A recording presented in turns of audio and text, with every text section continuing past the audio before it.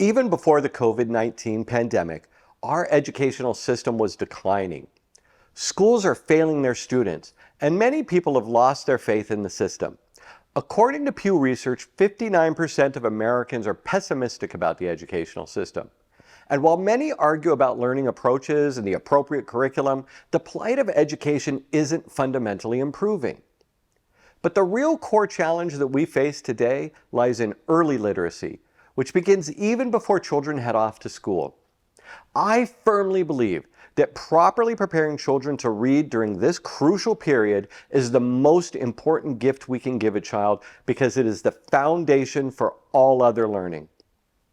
A gap in performance here will continue to compound as the child enters into other curriculum. Think about the amount of reading needed to fully engage with lessons in writing, history, social studies, science, and yes, even math. It's essential for children to hear and learn language from birth.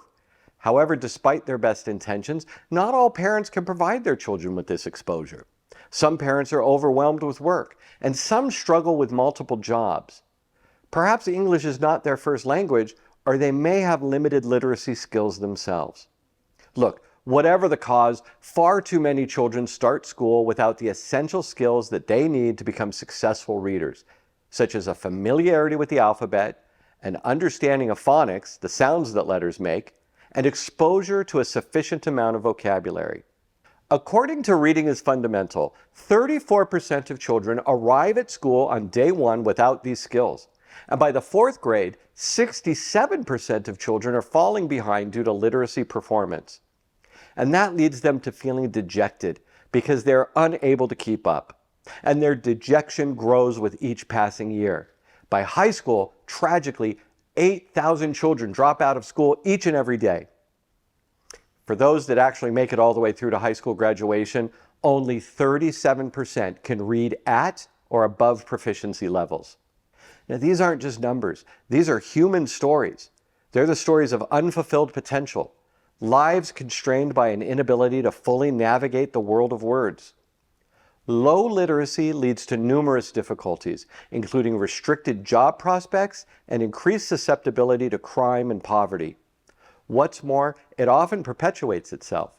Parents who struggle with reading due to inadequate education or as first-generation language learners can inadvertently pass this cycle on to their children. The erosion of confidence in the educational system perpetuates a seemingly unbreakable and vicious cycle. To address the issue effectively, we have to get upstream of the problem. And this is why Leonardo initially focuses on reading. The traditional methods of the last century don't align with the needs and understandings of today's modern world. It's crucial that we reevaluate and modernize our teaching strategies to align with today's realities. Now, in the next video, we're going to talk about the origins of our current educational system and why it's a mismatch for today.